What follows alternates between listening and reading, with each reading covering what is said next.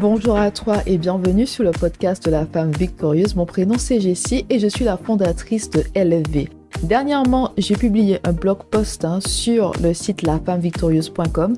Pour certains hommes, la femme est un exutoire. Donc aujourd'hui, nous allons parler de ça. La femme exutoire, la femme désir sexuel, la femme objet sexuel, d'accord? Objet de désir, objet sexuel. Allez, on commence tout de suite. Alors, l'article, en fait, il s'intitule, donc le blog post s'intitule « Pour certains hommes, la femme est un exutoire ». D'accord? Mais j'ai bien écrit pour certains hommes, d'accord? Donc nous sommes d'accord que tous les hommes ne sont pas pareils. Ne mettons pas tous les hommes dans le même sac, dans le même bateau, ok? Il y a vraiment des hommes respectueux, des hommes qui honorent les femmes. Et j'en ai rencontré beaucoup tout au long de ma vie, des personnes vraiment qui sont attentionnées, qui font attention à la femme, qui respectent et honorent la femme, d'accord? Ne mettons pas, j'insiste vraiment sur ça, ne mettons pas tous les hommes dans le même sac, dans le même panier. C'est pas parce qu'il y a une personne qui t'a fait ça qu'ils sont tous comme ça. D'accord? C'est pas parce qu'il y a deux personnes qui t'ont fait ça qu'ils sont tous comme ça. Il y a vraiment des hommes exceptionnels, des hommes vraiment qui respectent et honorent la femme. Donc je tiens vraiment à commencer par ça. Ne mettons pas tous les hommes dans le même panier. Il y a des hommes extraordinaires et qui œuvrent pour les femmes, dans le sens qui vraiment défendent les droits de la femme. Ok? Donc maintenant que nous sommes sur la même page, passons vraiment à ce sujet. Donc ce que je veux te dire tout d'abord, c'est que nous vivons dans une société hyper sexualisée et cette société en fait, cette société, ces influences, je parle de cette société, mais je parle vraiment, on va dire, de la société peut-être européenne, parce que c'est pas toutes les sociétés où il y a ce genre de valeurs-là, où on te pousse vraiment à avoir des relations sexuelles très tôt et tout, et qu'on te pousse en fait à te mettre en couple. D'accord? Donc, tu cherches un petit copain. Il y a cette idée qui est introduite dès la maternelle de « Est-ce que tu as trouvé un petit copain? Oh, regarde, ils sont mignons, c'est ton petit copain. » D'accord? Il y a vraiment cette idée qui est déjà entrée, déposée en toi à la maternelle, à l'école primaire de petits copains. D'accord? Il y a d'autres sociétés et je parle plus, tu sais, à un moment, je fréquentais beaucoup. Quand je dis fréquenter, c'est pas fréquenter, sortir avec.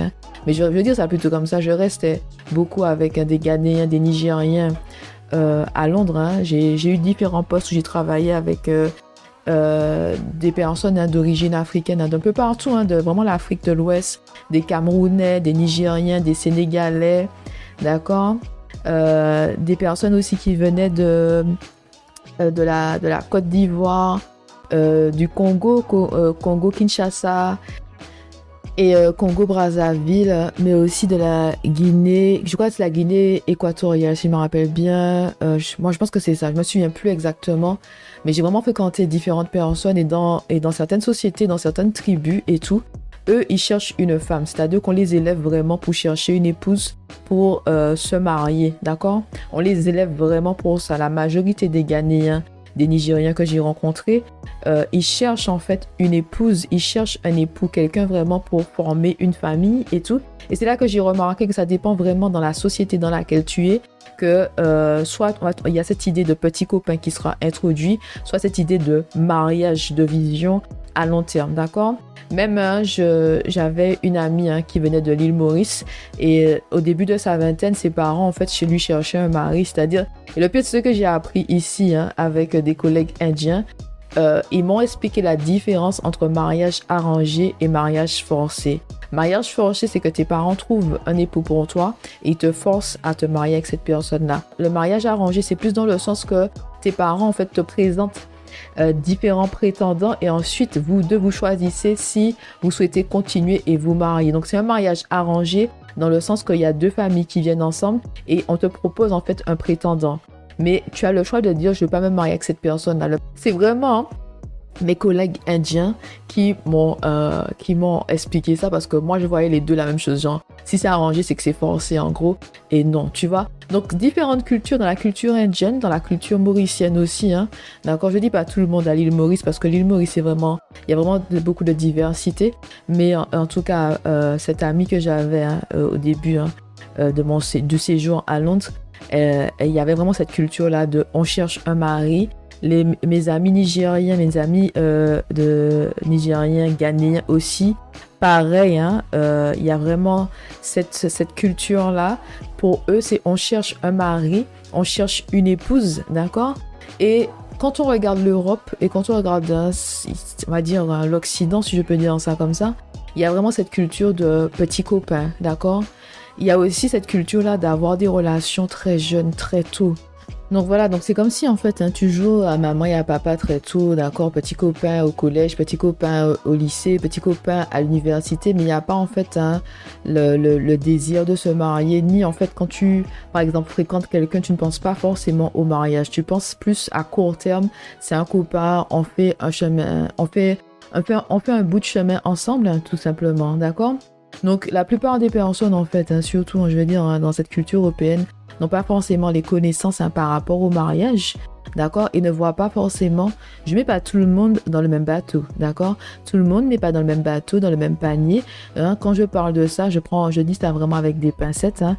Mais ce que je te dire par là, c'est que on nous enseigne pas, on nous donne pas la connaissance sur le mariage, pourquoi le mariage, et pourquoi aussi, par exemple, le Seigneur nous a dit que ce qui est bon pour lui, c'est d'avoir des relations sexuelles dans le mariage. On nous dit pas ça, d'accord? L'accent est mis sur la liberté sexuelle. Fais ce que tu veux, ressens, d'accord? Jouis du plaisir, va vers elle, va vers lui, vivez votre vie comme si hein, il n'y avait pas de lendemain, d'accord? La vie est courte, alors que avoir des relations sexuelles, hein, excuse-moi, mais avoir des relations sexuelles, ça a des conséquences hein, à long terme, d'accord? Ça a des conséquences à long terme. La multiplication des partenaires a des conséquences à long terme hein, sur le plan physique, le plan moral, mais aussi le plan spirituel, d'accord? Il y a vraiment beaucoup de conséquences. Et j'aimerais vraiment insister sur ça, que le sexe agit comme de la colle. Le sexe, c'est vraiment, en fait, à chaque fois que tu as des relations sexuelles avec quelqu'un, c'est comme si tu, en fait, t'engages une nouvelle fois à t'unir à cette personne-là. Il y a une unité dans le monde spirituel qui se crée, d'accord? Parce que le Seigneur vraiment a créé l'homme et la femme pour être unis, d'accord? Mais unis sous l'alliance sacrée du mariage, pour avoir une unité émotionnelle, unité physique, unité spirituelle, d'accord? Donc en fait, le sexe colle tout ça. Et c'est pour ça que beaucoup de personnes restent, hein. Il y a beaucoup de personnes, hein, beaucoup d'hommes surtout, qui restent avec des femmes juste parce que cette femme-là est bonne au lit, tout simplement. Il y a vraiment le sexe, le désir de la chair, d'accord? Parce que, ne nous mentons pas, le sexe, ça fait du bien, d'accord? Non, soyons honnêtes là, ne faisons pas faisons semblant et tout. Mon petit papa d'amour, hein, le Dieu Tout-Puissant m'a dit que c'est lui qui a inventé le sexe, d'accord? Et il a inventé le sexe pour que les êtres humains puissent avoir du plaisir, mais dans le sacrement, hein, dans le sacrement du mariage, dans cette alliance hein, sacrée du mariage. Le Seigneur bénit les relations sexuelles sous le sacrement du mariage. Oui, il y a une bénédiction, excuse-moi de te dire ça, il y a une bénédiction. Le Seigneur bénit les couples mariés. Le Seigneur, hein, c'est vraiment le troisième fil, hein, tout ce qui constitue la corde dans le mariage. Il y a le mari, la femme et Dieu. D'accord? Donc, il y a vraiment une bénédiction.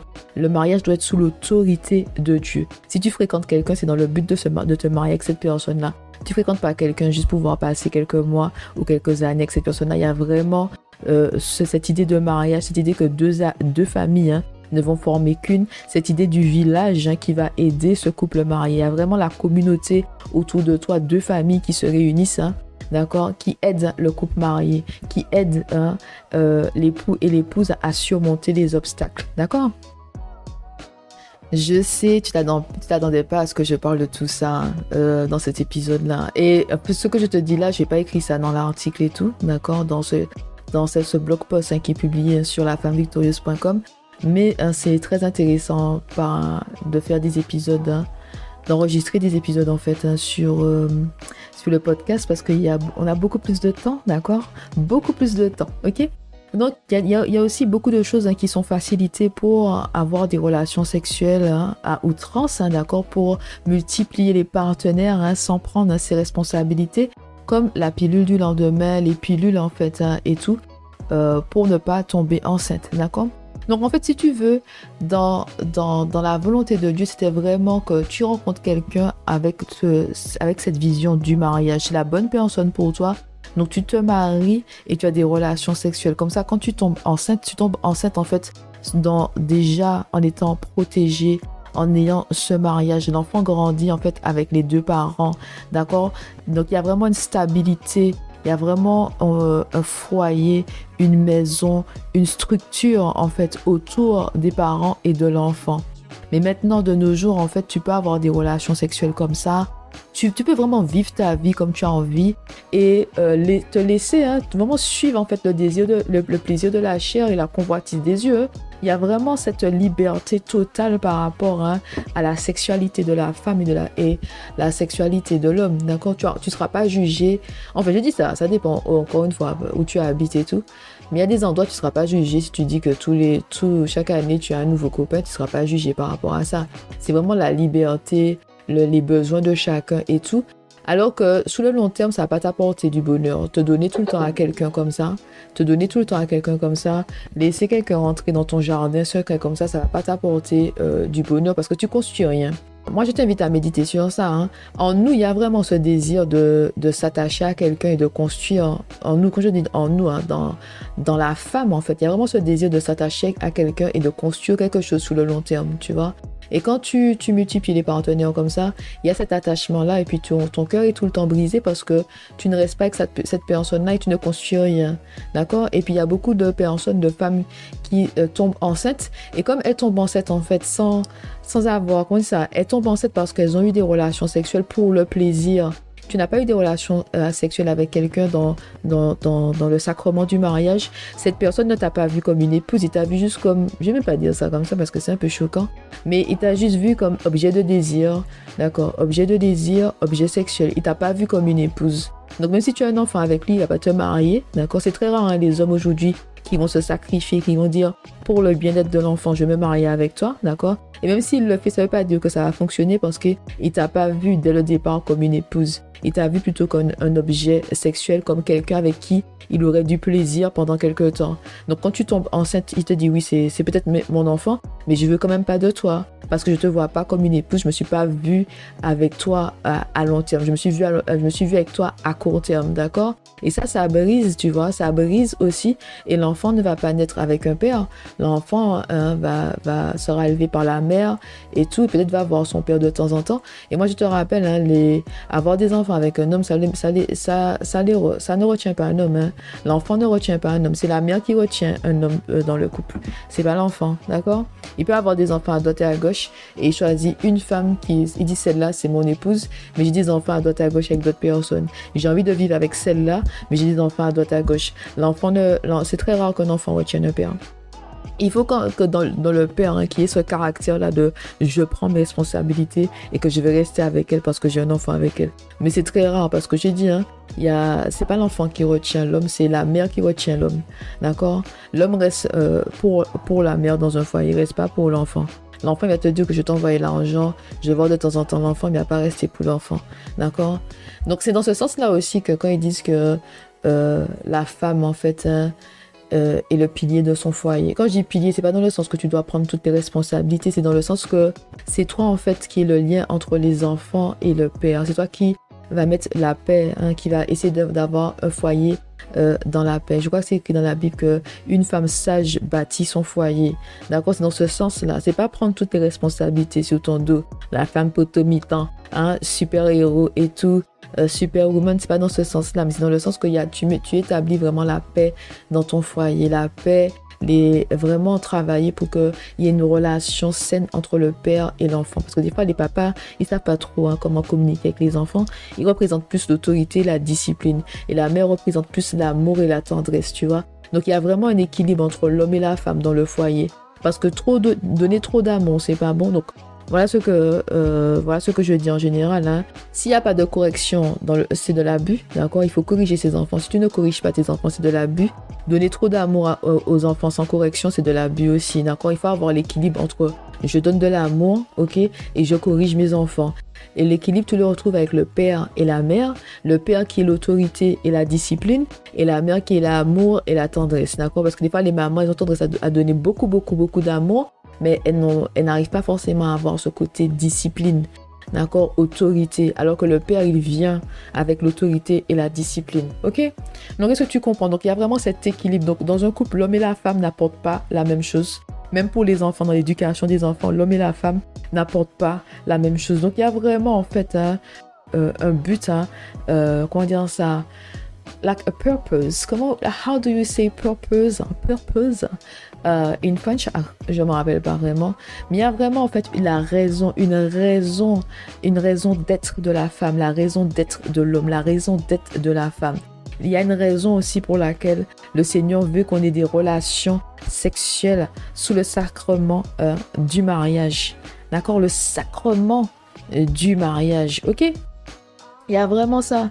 Donc, en fait, ce qui se passe, c'est que dans cette société où on nous pousse à avoir des relations sexuelles très tôt, et moi, je t'invite à te rappeler de ce moment-là, peut-être vers 18 ans ou plus jeune pour toi, je ne sais pas. D'accord? Je ne suis pas avec toi, je ne te connais pas personnellement. Où, en fait, toutes tes copines ont commencé à te dire que c'est bon, je l'ai fait. Et tu n'as pas envie de rester la dernière. Tu n'as pas envie de rester la dernière qui ne l'a pas encore fait. Tu veux connaître aussi la pomme, le fruit défendu. Tu veux toi aussi dire que je l'ai fait.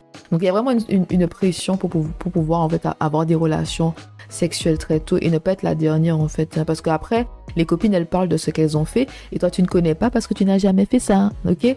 C'est très difficile pour n'importe qui, n'importe quelle femme ou n'importe quel homme aussi de dire que je vais rester vierge jusqu'au mariage. C'est très difficile dans cette société-là parce que la société est hyper sexualisée et il y a vraiment les influences, de toutes parts pour avoir des relations sexuelles très tôt et pouvoir en fait se laisser aller par les plaisirs de la chair et la convoitise des yeux. Plaisir de la chair et convoitise des yeux. D'accord? Donc, c'était vraiment l'introduction, le pire de cet épisode-là. C'est vraiment une introduction par rapport à ça parce qu'il faut vraiment que tu prennes le temps de réfléchir à tout ça. Parce qu'on ne tombe pas comme ça. On est dans une société, il y a des traditions, il y a une culture, il y a des exemples aussi. Est-ce que nos parents sont mariés, par exemple? Il y a vraiment, en fait, l'influence extérieure, notre environnement qui agit sur nos choix. C'est pas juste on prend des décisions comme ça, on grandit dans un système, dans une culture, dans des traditions, autour de certaines personnes, d'accord? Et c'est comme ça que nous faisons nos propres choix. Nous sommes influencés par le monde qui nous entoure, d'accord? Donc maintenant, passons à cet article-là. Le pire, c'était, il y a peut-être eu 15 minutes d'introduction sur ça. On va commencer tout d'abord avec la définition de l'exutoire. L'exutoire permet de se soulager, de se débarrasser d'un besoin, d'une envie. Selon le dictionnaire Larousse, c'est un moyen de se débarrasser de ce qui gêne et de ce qui fait difficulté. La musique peut être un exutoire comme le sport ou le sexe, d'accord? C'est facile en fait d'ignorer ce problème-là, mais il y a beaucoup de femmes qui ont été victimes d'abus sexuels, d'accord, que ce soit par des membres de leur entourage, parce qu'en général, quand il y a des viols, abus sexuels, c'est pas des étrangers, c'est des personnes qui sont dans la maison avec toi, ou des personnes qui ont accès à ta maison, à ton foyer, des personnes, des fois des amis, des voisins, des oncles, des tantes, peu importe, mais c'est des gens qui ont vraiment accès à ton domicile familial et qui peuvent des fois, tu sais, faire un tour avec toi, des choses comme ça. C'est pas des étrangers. Dans la majorité des cas, ce sont des personnes qui te connaissent déjà, qui sont autour de toi. Et puis, il y a aussi le cas, justement, des abus sexuels en couple, c'est-à-dire c'est ton mari, c'est un partenaire sexuel, et ça revient beaucoup sur le partenaire sexuel. Je t'ai dit, moi, j'ai eu beaucoup de témoignages de femmes qui ont eu des relations sexuelles et puis l'homme a pris le contrôle et elles se sont retrouvées à subir tout simplement. Et tu peux pas forcément te débattre parce que l'homme parfois est plus fort que toi. Donc tu dois juste attendre que ça passe. Je te dis les choses comme elles sont, on va pas faire semblant passer, ça tourner autour du pot pour dire les choses. Des fois tu es obligé en fait... Peut-être que je devrais mettre cet épisode-là explicite parce que ça doit être explicite cet épisode-là. Je vais mettre explicite quand même. Parce que je parle trop, on parle de sexe aujourd'hui dans cet épisode. Je vais mettre explicit material. Oui, mais le podcast te demande est-ce que c'est explicite ou pas. Donc oui, c'est explicite celui-là. Les rapports sexuels commencent toujours bien. Après un moment, l'homme t'immobilise et toi tu subis. Tu subis jusqu'à ce qu'il termine, jusqu'à la fin. Je vais pas parler trop là. Mais pour ne pas être trop justement explicite. Mais tu subis tout simplement. D'accord? Et tu sais, quand tu as des relations sexuelles avec quelqu'un et tout, que ça s'est mal passé, qu'est-ce que tu vas dire à la police? j'ai accepté d'avoir des relations sexuelles avec lui, puis après, il a fait telle position, je lui ai dit non et il m'a forcé. Tu vois, c'est compliqué en fait hein, comment dire ça, d'avoir un... Comment dire ça? C'est compliqué en fait hein, de rapporter ce genre de fait-là, de dénoncer même ça, tu vois. Tu vas plutôt te taire, tu vas pleurer, tu vas te remettre et tu vas continuer ta vie, mais c'est très difficile d'aller voir la police et de dire que j'ai accepté d'avoir des relations sexuelles avec quelqu'un. Ça s'est mal passé à un moment pendant les relations sexuelles. Il m'a immobilisé. En plus, tu dois décrire les positions. Qu'est-ce que tu as? Non, tu as honte. Tu vas plutôt pleurer, te remettre et continuer ta vie que de dire que j'étais victime hein, de viol. Et comment qualifier cela, tu vois? Non, je suis pas experte, hein, je suis pas experte. Je suis juriste, en effet, mais je suis spécialisée dans le droit de l'entreprise en difficulté, le droit commercial, le droit bancaire et financier. J'ai choisi de ne pas me spécialiser dans ça, même si j'ai travaillé dans ça. J'ai travaillé sur les abus sexuels sur les mineurs, abus physiques et abus émotionnels, négligence physique et négligence émotionnelle sur les mineurs et tout. J'ai travaillé dans ça pendant 4 ans, mais je suis pas spécialisée. J'ai pas des diplômes spécialisés dans ça. D'accord, mais j'ai des connaissances parce que j'ai travaillé dedans. Donc, c'est paradoxal, hein? J'ai pas des diplômes, mais j'ai travaillé dans ça. Mais pour les mineurs, ok?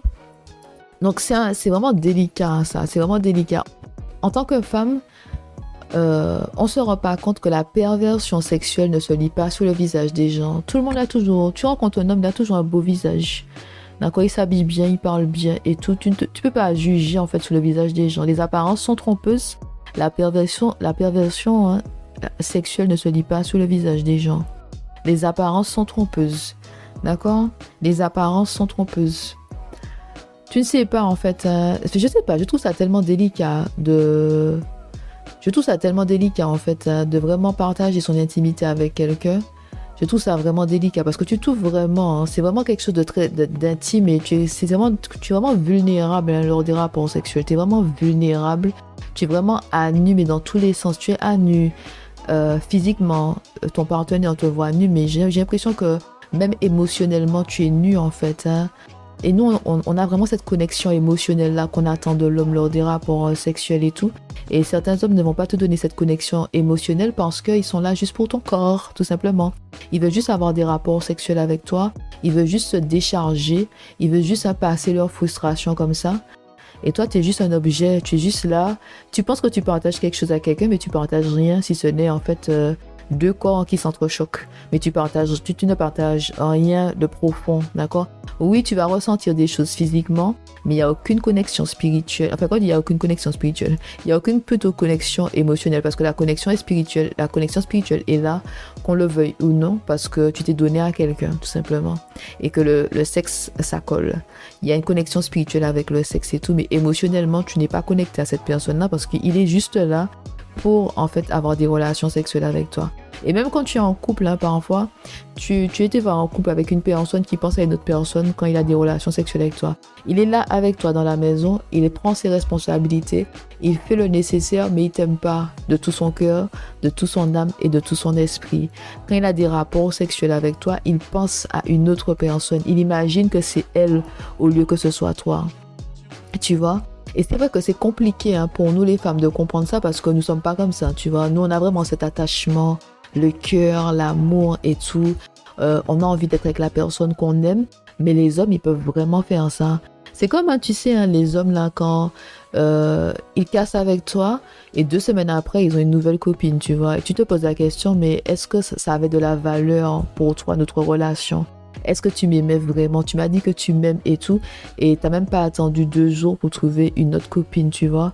Et ça fait vraiment mal. Et il y a vraiment de l'incompréhension de notre part parce que pour nous, c'est difficile de faire ça. Hein. Nous, on a plus besoin de temps pour se remettre, pour pouvoir en faire le deuil de la relation. Mais eux, c'est comme si le pneu de secours était déjà là. T'as même pas fini avec lui, qui est déjà dans les bras d'une autre. C'est très difficile, ça. C'est vraiment difficile. Très difficile. Très, très, très difficile. Surtout quand c'est devant tes yeux. C'est très difficile, tu vois. Donc, continuons, hein, d'accord, continuons. Donc, quand nous rencontrons un homme et qu'il y a une compatibilité, un amour naissant, nous avons envie de croire que c'est la bonne personne pour nous. Nous avons envie de croire que nous pourrons construire une relation solide ensemble. Nous y croyons de toutes nos forces. Parfois, ce désir si fort d'être en couple nous empêche de voir les signes que ce n'est pas la bonne personne pour nous. Au fond de nous, il y a une gêne, un malaise. Nous sentons que ce n'est pas la bonne personne pour nous. Nous décidons de ne pas écouter notre esprit, notre âme, notre compas intérieur et nous laissons une chance à cet homme. Après tout, il n'est pas si mal. Il est charmant et possède beaucoup de qualités. Il y a un feeling entre nous, le courant passe bien. Alors, pourquoi pas? Pourquoi pas lui donner une chance et voir où cela nous mènera? Ce qu'il faut savoir, femme de Dieu, c'est que l'ennemi rôde, d'accord? L'ennemi rôde autour de toi. Il rôde autour des femmes qui ont le cœur tourné vers Dieu et qui veulent faire sa volonté. Nous ne sommes pas parfaits, mais la bonté est en nous. Et l'ennemi vraiment utilise des hommes pour nous faire tomber, des contrefaçons et des tentateurs. Des hommes qui ont des secrets, une double vie, des problèmes mentaux pour nous détruire à petit feu. Et ça, c'est valable aussi, tu sais, pour les hommes. Dans le sens que l'ennemi va utiliser aussi certaines femmes pour faire tomber de bons hommes, des hommes qui sont justes et bons et qui ont à cœur de faire la volonté de Dieu. Et moi, j'ai remarqué que les hommes, en fait, ils tombent avec le sexe, d'accord? L'ennemi va envoyer aussi des tentatrices vers les hommes, des tentatrices qui ont des esprits de Jézabel, je crois. Jézabel, je pense que c'est comme ça qu'on dit en français.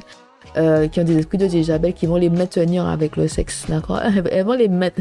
L'homme n'est pas très compliqué, d'accord? Ces femmes-là vont maintenir l'homme par le sexe, par le plaisir sexuel. Il va rien comprendre du tout. Il sera attaché. Il va pas partir, même si c'est pas une bonne femme pour lui, d'accord? Et parfois, on rencontre ce type de personnes-là. Tu vois que l'homme, il est gentil, affectionné, il est tendre et tout. Il a le cœur sur la main. Et quand tu auras la femme à côté, tu te poses des questions. Mais comment il a fait? D'accord? Parce qu'elle est méchante et tout. Mais c'est des fois, c'est juste le sexe. Et il y a plusieurs, en fait, parties dans la Bible qui vraiment, des parties qui mettent en garde l'homme sur les femmes comme ça. Mais il faut encore faut-il ouvrir sa Bible et méditer sur certains passages. Mais passons. Donc au début, tout est toujours beau, c'est l'euphorie et l'extase. En quelques semaines, voire quelques mois, cela peut virer au cauchemar. Tu deviens l'exutoire sexuel d'un homme, il a besoin de sexe tout le temps comme une dépendance. Il te reproche de ne pas satisfaire ses besoins. Certains s'alimentent de films pornographiques tous les jours et désirent que tu reproduises ce qu'ils voient dans les films. Ils n'ont pas de limite, mets-toi comme cela. Et fais comme ceci, d'accord? Parfois, tu dis non, tu expliques que tu n'es pas à l'aise, que tu ne veux pas faire cela, mais ils n'entendent rien. C'est moi et encore moi. Ce qu'ils veulent, ce qu'ils ont besoin, d'accord? C'est un besoin. Et tu sais, quand tu fréquentes un homme comme ça, tu peux te sentir coupable parce que tu vas croire que tu n'es pas assez bien pour lui, parce que tu n'arrives pas à le satisfaire, à satisfaire ses désirs sexuels. Tu te rends pas compte non plus que c'est démesuré et tout, et que c'est trop. Dans ta tête, tu te dis que j'ai un problème avec moi, et peut-être qu'il va te comparer à ses ex, ou te dire que elle faisait ça, elle me faisait ci, pourquoi toi tu veux pas faire ça et tout, d'accord? Donc, il va vraiment, en fait, mettre la pression, te harceler, d'accord, te répéter les choses encore et encore pour que tu puisses faire ce qu'ils te disent de faire, d'accord? Il va vraiment te mettre la pression pour que tu puisses faire des choses que tu n'as pas envie de faire, des choses, des positions qui vont te faire te sentir mal, tu as l'impression que tu es sale, d'accord? Mais comme tu as envie de lui faire plaisir, comme il joue dans ta tête, comme il répète les mêmes choses, d'accord? Comme parfois il peut utiliser ses amis aussi pour te dire vas-y, lâche-toi et tout. Pourquoi tu fais pas ça? Nous on fait ça déjà, vas-y et tout, tu es coincé et tout. Non, le Seigneur va pas te juger pour ça, c'est du plaisir que tu prends. C'est pour faire plaisir à ton homme. Est-ce que tu l'aimes vraiment ou pas? Donc toi, tu vas te laisser faire, tu vas s'arranger dans ta tête, tu vas commencer à alimenter ce genre de pensée. C'est des graines, c'est toujours la graine. Donc ils ont planté des graines en toi. Tu commences à réfléchir sur ça, tu commences à te sentir coupable et tu te dis peut-être que je devrais faire ça, sinon il va voir quelqu'un d'autre, d'accord? Mais une personne qui t'aime vraiment ne te pousse pas à faire des choses qui vont à l'encontre de ta volonté, d'accord? C'est de l'abus de toute façon. C'est juste de l'abus. Si la personne t'aime vraiment, elle te respecte, elle respecte ton corps. D'accord? Et c'est vraiment marqué dans la Bible que l'homme honore la femme. Dans le sens qu'il respecte le corps de la femme. D'accord? C'est écrit dans la Bible, dans Éphésiens chapitre 5. Si tu prends le temps de lire, c'est écrit dans la Bible que l'homme doit vraiment aimer sa femme comme sa propre chair. Donc si un homme aime sa femme comme sa propre chair, il va pas lui faire du mal. Il va respecter ses choix. Il va honorer cette femme-là. Et il y a vraiment une partie dans la Bible qui dit que tu honores, que tu rends ta femme pure.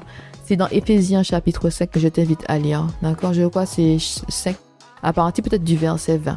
D'accord? Si tu prends le temps de lire, hein, là, c'est vraiment à la fin de Éphésiens chapitre 5, tu verras que c'est vraiment écrit que l'homme doit traiter la femme comme son propre corps. Ok? Donc, il n'est pas censé abuser de toi physiquement, sexuellement, émotionnellement. Ce n'est pas normal, ça. C'est de l'abus. D'accord? Certains menacent d'aller voir ailleurs quand tu ne fais pas ce qu'il faut. Détends-toi, crie-t-il. Détends-toi. Hein? Tu te retiens trop. Lâche-toi. Vas-y. Allez, vas-y. Hein? Qu'est-ce que tu attends? D'accord? Ce qui porte le plus à confusion, c'est qu'après nous avoir traités comme des objets sexuels, certains nous déclarent leur amour. Il y a des hommes qui sont comme ça. Ils t'ont traité comme une chienne. Excuse-moi de dire ça comme ça, mais on va pas passer par quatre chemins. Je vais cliquer sur le petit bouton Explicit Material, d'accord? Ils te traitent comme une chienne et puis après ils te disent « Ah, non, je t'aime ». Ils se mettent à genoux devant toi. Hein, ils t'envoient des poèmes pour te dire pardon. Et après, ils vont recommencer dans quelques semaines, dans quelques jours, dans quelques semaines, dans quelques mois, ils vont recommencer la même chose, d'accord? Donc ça porte à confusion parce que tu te dis qu'il m'aime, mais en même temps, il me fait mal. Tu comprends? Et j'ai déjà dit que l'amour peut être toxique et abusif. L'amour est vraiment, l'amour pur est décrit dans la Bible, d'accord? L'amour ne fait pas de mal. Donc, il y a vraiment des personnes qui vont te dire « je t'aime », mais que c'est un amour abusif et toxique. C'est un amour des fois conditionnel. C'est tant que tu fais ce que je te dis de faire, je t'aime. Mais dès qu'il y a des problèmes ou dès que toi, ça va pas, ils vont te dire ça me dérange et tout. Pourquoi tu déprimes encore? Il y a des femmes qui sont vraiment oppressées. Hein? L'homme va les reprocher qu'elles se sentent pas bien. Quoi, tu te sens pas bien? Qu'est-ce qui s'est passé encore? Tu te sens pas bien? C'est de l'abus. Hein? C'est de l'abus émotionnel. D'accord? Donc, voilà. Non, tu sais quoi, c'est important. Je vais être honnête avec toi. J'ai travaillé pendant 4 ans sur des dossiers d'abus sexuels, abus physiques, abus émotionnels, abus financiers. Hein. En fait, c'est-à-dire que j'ai eu des formations par rapport à ça. Et je me suis dit, il y a un tas de femmes qui se font maltraiter parce qu'elles n'ont pas la connaissance. Elles ne peuvent pas mettre des mots sur ce qui se passe dans leur vie. D'accord? Donc, elles laissent des choses se faire en pensant que c'est normal, sauf que c'est de l'abus. Et même des fois, sans avoir toutes ces connaissances-là, mais même seulement en lisant, par exemple, Éphésiens chapitre 5, hein, vraiment la fin du chapitre par rapport à l'homme et la femme, tu comprends que l'homme doit bien te traiter. D'accord? Même il y a Colossiens chapitre 3, verset 19, ne pas être trop dur avec son épouse, ne pas avoir de l'aigreur contre sa femme. D'accord? Colossiens chapitre 3, verset 19. Il y a vraiment des passages bibliques qui invitent l'homme à respecter la femme, à honorer, la purifier. D'accord? La rendre pure. Ok? Mais quand tu ne sais pas ça, tu te fais en fait maltraiter par des hommes et tu crois que c'est la volonté de Dieu. Tu dis que si je suis tombée sur lui, c'est la volonté de Dieu, alors que pas du tout. Dieu t'a pas envoyé vers cet homme-là, mais par manque de connaissances. D'accord? Des fois, c'est le désir d'avoir un mari, le plaisir de la chair. Il est beau, d'accord? Il est beau. Je me vois avec lui, il est beau. Il y a quelque chose qui se dégage de lui. Ah, ok? Hein, plaisir des yeux, la convoitise des yeux, il est beau. Le parfum, il sent bon. Aïe, aïe, aïe. D'accord, mais après, tu payes le prix de ça parfois. Continuons. Donc, comme je t'ai dit, ce qui porte le plus à confusion, c'est qu'après nous avoir traités comme des objets sexuels, certains nous déclarent leur amour. Ils sont amoureux, ils ne voient que nous après nous avoir traités comme, entre guillemets, des chiennes. Excuse-moi de dire ça comme ça, mais c'est comme ça. Ok, non, c'est comme ça, je te dis encore une fois, je vais cliquer sur Explicit Material ici. Donc voilà, donc 1 Corinthiens chapitre 6 verset 18, c'est pourquoi fuyez l'inconduite, l'immoralité sexuelle, tous les autres péchés qu'un homme peut commettre n'impliquent pas son corps, mais celui qui se livre à l'inconduite, j'ai mis in bracket, mais j'ai oublié comment on dit ça, comment on dit in bracket, comment on appelle ça, j'ai oublié comment on dit ça. Mais disons entre parenthèses, mais c'est pas ce que je cherchais. L'impudicité, la débauche, l'immoralité pêche contre son propre corps. Donc, c'est pourquoi fuyer l'inconduite sexuelle, tous les autres péchés qu'un homme peut commettre, n'impliquent pas son corps. Mais celui qui se livre à l'inconduite pêche, l'inconduite sexuelle pêche contre son propre corps. On peut remplacer l'inconduite sexuelle par l'impudicité, la débauche et l'immoralité sexuelle, d'accord? Et c'est pour ça que tu vas te sentir sale, c'est parce que tu as fait des choses contre ton propre corps. Dès que tu fais des choses contre ton corps, tu vas ressentir que tu es sale, d'accord? Tu vas pas te sentir bien dans ton corps parce que tu as péché contre toi-même avec la débauche, d'accord? Et tu peux ressentir ça aussi même avec comment dire ça? Même quand tu as des relations sexuelles avec ton mari et tout, s'il y a des choses qui sont contre la volonté de Dieu, parce que c'est pas toutes les positions qui sont validées par le Seigneur. Et quand je dis ça, c'est pas dans le sens qu'il faut faire l'étoile, d'accord? C'est pas dans le sens qu'il faut faire l'étoile, mais il y a des choses que c'est contre la volonté de Dieu. Je t'invite à prier sur ça. Non, s'il te plaît, ne me demande pas exactement c'est quoi. Moi, je t'invite à mettre tes ébats sexuels au pied de Dieu et que Dieu te révèle sa volonté pour toi, d'accord? Il y a des choses que ce n'est pas la volonté de Dieu. Mais quand je dis ça, c'est pas dans le sens il faut faire l'étoile, d'accord? Ça veut pas dire que femme de Dieu doit être là et faire l'étoile, d'accord? C'est pas ça du tout, ok? Donc, oui, ma fille, aujourd'hui, on est obligé de mettre le petit tic explicit material, d'accord? Parce que aujourd'hui vraiment, hein, le pire c'est que j'ai même pas fait de vidéo où je pense pas que je parle de ça comme ça, mais à l'épisode là, mais I would put like explicit material, d'accord? Donc, il n'y a pas de respect de ce que nous voulons. Ils s'en foutent du mal-être que nous ressentons après les rapports sexuels, de ce dégoût que nous avons de nous-mêmes. Non, le plus important, c'est leurs besoins, ce qu'ils veulent et comment ils le veulent. Rien d'autre. Le reste, ce n'est pas leur problème. Certains iront jusqu'à nous consoler quand nous pleurons après les rapports sexuels pour nous pousser à faire les mêmes choses le même jour ou la même semaine.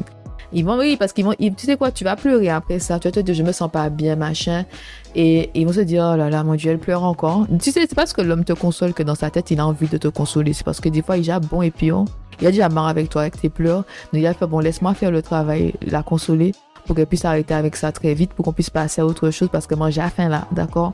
Ou je viens de passer à autre chose, je viens de faire ma vie, d'accord? Donc, il peut te consoler, faire, écoute, excuse-moi et tout, mais tu comprends, tu es trop bonne, d'accord?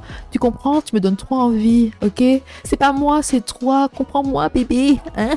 Ton corps et toutes tes formes, hein? C'est pas moi, c'est toi, ok? D'accord? Je peux pas te résister, en fait, hein? Donc, et ensuite, ils vont te dire, mais lors des rapports, c'est fais ce que je te dis, d'accord? Fais ce que je te dis et tout. C'est ça, tu vois? Donc, beaucoup de ces hommes ont des blessures profondes, des blessures intérieures qui les maintiennent captifs, hein?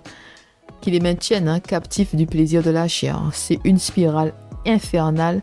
Ils se servent du corps d'une femme comme échappatoire, d'accord? Et tu sais, j'ai parlé à beaucoup de femmes par rapport à ça, d'accord? Non, je parle beaucoup à des femmes puisque je suis la fondatrice de la femme victorieuse et qu'il y a beaucoup de femmes qui me contactent, hein, pour des sujets différents. Il y a des femmes aussi qui ont besoin de quelqu'un pour pouvoir échanger sur certaines choses, hein, délicates. Et elles me font confiance, d'accord? Et c'est vrai que certaines ont dit la même chose, hein, c'est que tu as l'impression que l'homme en fait c'est un défouloir, c'est pas vraiment une connexion, c'est pas quelque chose que tu partages avec lui, c'est un défouloir, c'est une échappatoire. Il y a parfois de la violence dans les ébats sexuels parce que eux-mêmes ils sont frustrés quelque part et ils projettent ça sur toi, tu vois. Et tu sais, des fois, comme nous les femmes, on peut pas vraiment parler de ça avec tout le monde. Tu peux pas dire à ta mère, voilà ce qui s'est passé, parce que tu as déjà honte, d'accord? Tu peux pas dire à ta mère, voilà ce qui s'est passé, ou à une copine, voilà ce qui m'a fait. Donc, on va garder ça pour nous, et on va souffrir en silence, et on va pas comprendre qu'est-ce qui se passe et pourquoi on doit supporter ça, tu vois? Mais c'est parce que des fois, ils ont des problèmes. Ils ont des problèmes relationnels avec leur mère. Il y a certains hommes qui sont comme ça. Ils ont des problèmes relationnels avec leur mère et puis ils se défoulent avec ça sur toi, tu vois. Ils ont des problèmes avec leur propre vie où ils se sentent comme des échecs et ils vont trouver une femme. Ils auront une femme pour vraiment se défouler, d'accord, se défouler. Comme les relations sexuelles, ça a vraiment, comment dire ça te fait ressentir différentes choses. Il y a vraiment un bien-être, hein, dans ça. Donc c'est comme si tu peux être dépendant des relations sexuelles pour pouvoir oublier les problèmes de ta vie. C'est-à-dire, au lieu de faire face à tes problèmes intérieurs, au lieu de te dire qu'est-ce qui va pas avec moi, d'accord, tu utilises le sexe comme un défouloir. Tu utilises le sexe comme seule source de plaisir dans ta vie. C'est-à-dire que tu es malheureux, personne ne t'aime, tu as l'impression que personne ne t'aime, que personne est avec toi, que tu es moins que rien. Alors, ils vont trouver une femme pour pouvoir se défouler par rapport à ça, pour pouvoir avoir une source de plaisir, se défouler, décharger leur frustration sur quelqu'un et avoir cette source de plaisir. Alors que l'intention vraiment dans les relations sexuelles, c'est vraiment cette unité, d'accord?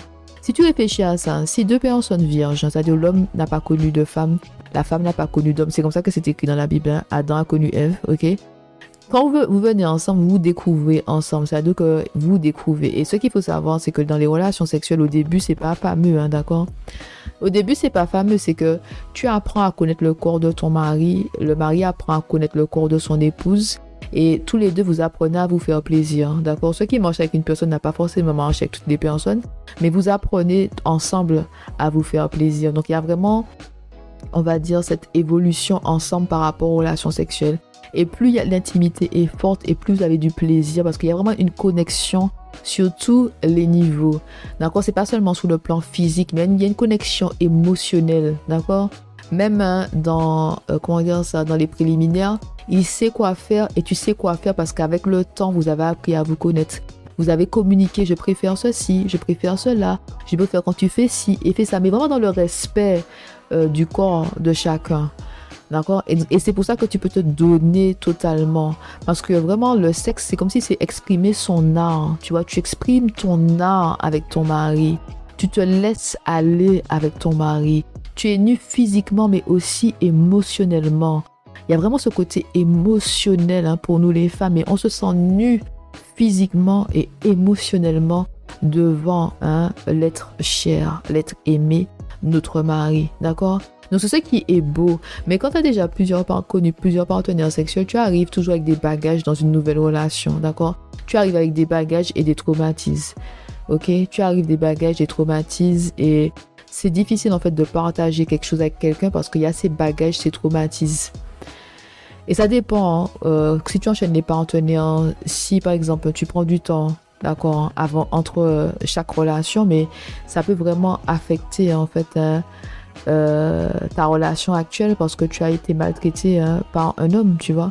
Et tu vas pas forcément dire à ton mari ou à ton partenaire pourquoi tu réagis ainsi. Parce que tu as honte tout simplement, tu as honte de dire qu'il s'est passé ça, tu as honte de dire qu'on m'a poussé à faire ceci, on m'a fait cela. À faire cela, tu vas plutôt faire semblant que non, il n'y a pas de problème, même si ton partenaire sent qu'il y a un problème, tu vois. Et c'est vraiment un blocage à l'unité que le Seigneur désire pour deux personnes mariées. Ok?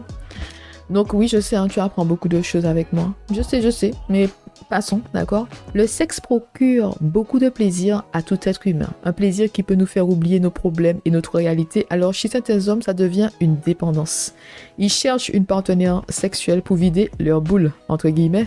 Écoute, straight to the point. C'est des vides boules, je vais te dire quelque chose. En fait, c'est quelqu'un que j'avais entendu dire ça. C'est quelqu'un qui m'expliquait la dynamique d'une relation entre deux personnes et qui me disait que le mec, en fait, se sert d'elle juste comme vide-boule, tu vois. Et ça m'a fait de la peine quand j'ai entendu ça, honnêtement. Parce que même si c'est pas moi et tout, mais je sais pas, en tant que femme, ça nous fait toujours... Pour moi, en tout cas, je sais pas si c'est pour toi la même chose, mais moi... Ça me fait toujours de la peine quand j'entends qu'il y a une femme qui souffre. J'ai toujours de la peine, tu vois. Il y a cette envie que cette femme-là aussi connaisse la joie et le bonheur et qu'elle ne souffre pas dans une relation. Surtout quand elle fait tout pour que la relation soit épanouie ou quand elle aime vraiment cet homme-là et que tu vois que l'homme ne l'aime pas en retour et qu'il la maltraite et qu'il la traite vraiment comme un vide-boule, quoi, tout simplement. Donc un vide-boule pour satisfaire ses désirs et ses penchants, d'accord? Ce n'est pas un partage, une communion ou un plaisir partagé, ok? C'est juste, ça va seulement dans un seul sens, ok? Donc certains ne pensent même pas à leur partenaire sexuel lors des rapports, ils pensent à une autre ou encore à une scène particulière d'un film porno. Donc nous sommes vraiment loin de la volonté de Dieu pour les hommes et les femmes. La femme est détruite petit à petit, elle se sent plus elle-même, elle ne se reconnaît pas. Elle porte le poids de la culpabilité car elle dit oui. Ou elle s'est laissée convaincre de faire des choses qu'elle ne voulait pas. D'accord? Et tu sais, quand tu te laisses convaincre, l'homme ne te demande pas ça une seule fois. C'est tous les jours, il te parle de la même chose et il essaie de te convaincre de faire les mêmes choses, d'accord? Si tu restes par exemple 6 ans avec quelqu'un, pendant 6 ans, cette personne-là essaie de te convaincre de faire quelque chose que tu n'as pas envie. Donc forcément, à un moment, tu vas lui dire oui, tu vas dire j'en ai marre de t'entendre dire ça. Faisons ça pour finir avec ça, d'accord? Mais sauf qu'à la fin, toi, tu te sens sale parce que tu as péché contre ton propre corps, ok? Donc, une femme qui est détruite comme ça, elle peut tomber dans la drogue, la débauche sexuelle, la multiplication des partenaires ou encore l'alcool, car elle n'a plus aucune valeur à ses yeux. Elle se sent comme un corps qu'on utilise, donc un objet sexuel. À quoi bon vivre, ok? Au-delà de la volonté de Dieu que le sexe soit pratiqué seulement entre personnes mariées, moi je t'invite vraiment à prier avant de te donner à un homme, avant d'ouvrir ton jardin secret à un homme. Moi je te dis quelque chose, pour moi les relations sexuelles c'est vraiment quelque chose d'intime, tu vois, qu'on ne devrait pas partager avec n'importe qui, ok? Donc, et quand je te dis ça, je viens vraiment humblement devant toi parce que moi, j'ai pas pris les bonnes décisions dans ma jeunesse parce que justement, j'étais dans une société où il y avait, c'était le petit copain il faut en fait perdre sa virginité tôt. Et quand je dis tôt, c'est peut-être tard pour moi parce que moi j'ai perdu ma virginité à 18 ans. Non, je te dis ça parce que c'est déjà dans une vidéo. Moi j'ai mis ça dans une vidéo, donc c'est parce que je te dis ça là que c'est... Voilà. Donc peut-être que de nos jours, 18 ans c'est tard, ok? Moi c'était un choix conscient d'attendre mes 18 ans, ok? Mais si je connaissais le plan que Dieu avait pour moi, si j'avais la connaissance et tout de suite entouré des bonnes personnes et que j'avais le bon exemple, j'allais pas faire ça. J'allais attendre le mari que Dieu a pour moi. Et même si j'ai dit à Dieu combien de temps on va attendre ce mari-là, mais j'allais pas faire les mêmes choses, tu vois. Et j'avais pas les bons exemples parce que de part et d'autre dans ma famille, il y avait peu de personnes mariées. Et je ne veux pas dire ça comme ça, mais des fois, tu vois des gens mariés, ça te donne pas envie, perso. Tu te dis pas, ah, j'ai envie de me marier, ça fait ça, tu es là. Eh ben, si c'est ça, on nous quittait ça tomber plus tôt, d'accord? Non, mais faut être honnête, hein. Faut être honnête, des fois tu regardes les personnes mariées autour de toi, ça te donne pas envie. Hein. C'est très rare de voir un couple marié épanoui, qui tu te dis waouh, d'accord? Mais vraiment épanoui, hein, pas on fait semblant devant les gens, d'accord? Donc passons. Dans la plupart des cas, les problèmes mentaux ne peuvent pas être décelés juste en parlant avec un homme. Fais attention aux belles paroles et aux beaux visages. Prie avant de donner ton numéro à un homme. Cherche la volonté de Dieu dans toutes choses. Dieu sait ce qui est mieux pour toi. Il veut te donner un mari, pas quelqu'un qui va camper dans ta vie quelques mois, voire quelques années. Il veut que tu construises quelque chose de solide avec l'homme qu'il a pour toi. D'accord? C'est écrit dans Ecclésiaste chapitre 3 verset 1. Il y a un temps pour tout et un moment pour toutes choses sous le ciel. Cela ne vaut pas le coup d'être détruite parce que tu ne veux pas te sentir seule ou que tu désires te marier dès que possible. Le temps de Dieu est toujours le meilleur. C'est écrit dans Ecclésiaste chapitre 3 verset 11 que Dieu fait toutes choses belles en son temps. Donc rappelle-toi que l'ennemi vient pour tuer, voler, détruire. Jean 10, il utilise des ruses pour nous faire dévier de notre chemin. Éphésiens chapitre 6 verset 11. Il va envoyer des hommes vers toi pour t'empêcher de rencontrer la personne que Dieu a pour toi. D'accord? Moi, je me dirigeais vers la falaise, honnêtement. Moi, je te dis, j'ai eu une longue relation de 8 ans. Au début, chacun chez soi et ça s'est terminé en concubinage et tout. Mais c'était pas la volonté de Dieu pour moi. D'accord? C'était vraiment pas la volonté de Dieu pour moi.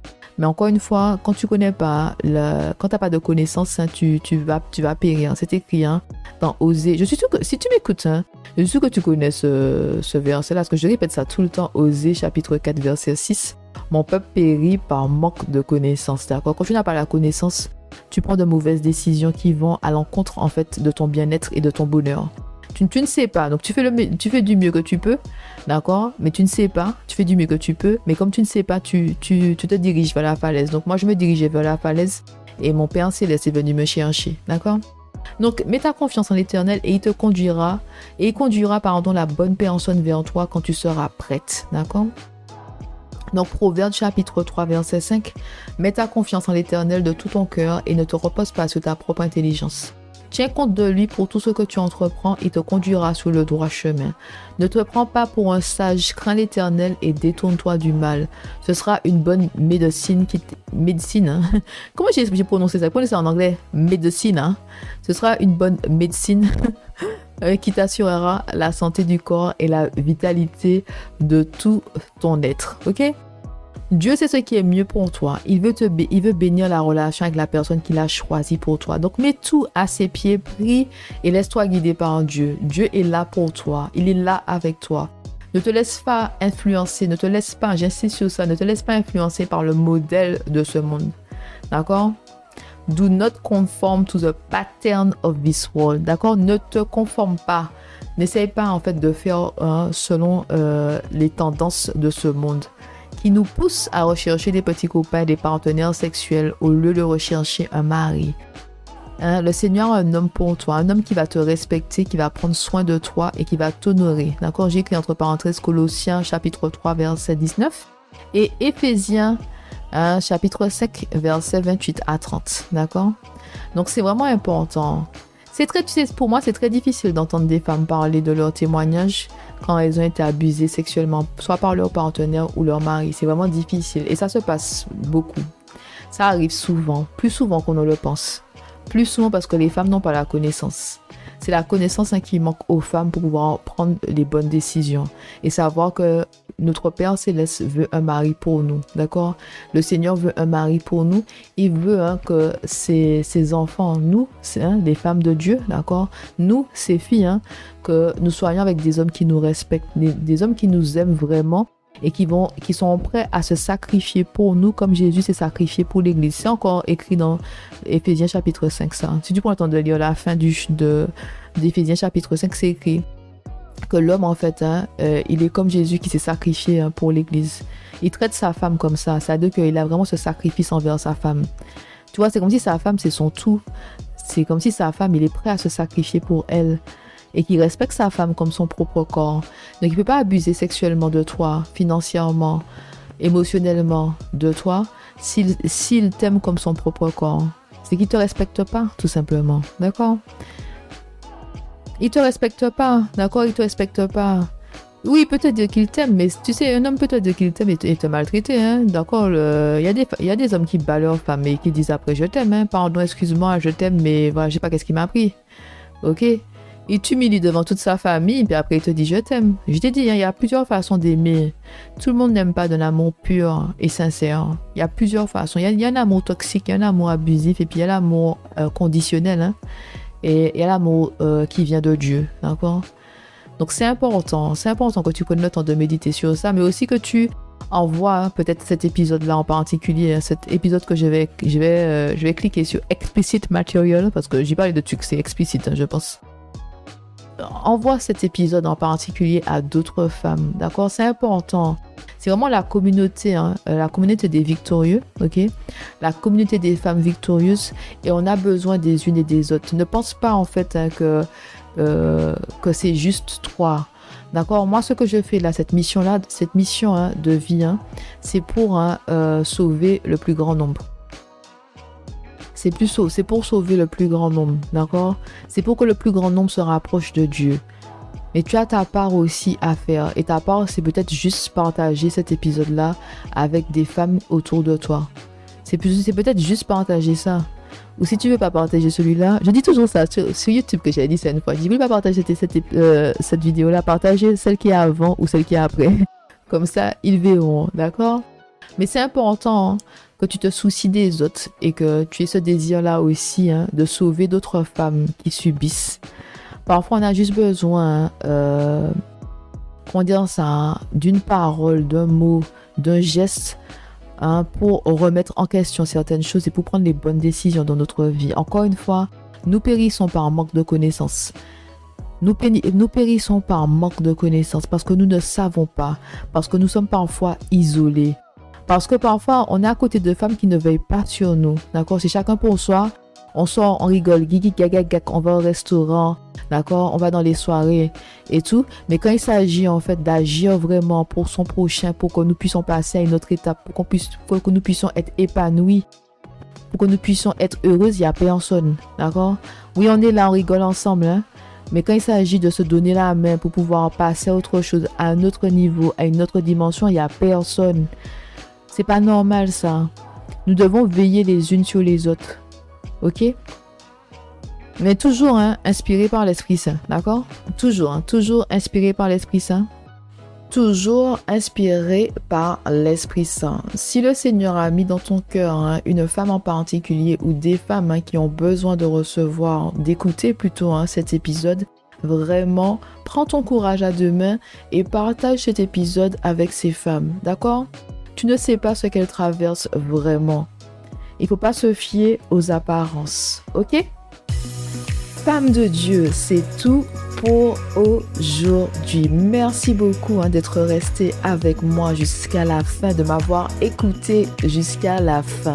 N'oublie pas que la femme victorieuse, c'est la transformation, l'élévation, le positionnement et la victoire avec Dieu. Je te souhaite de passer un bon week-end et on se retrouve très bientôt. Allez, bye bye!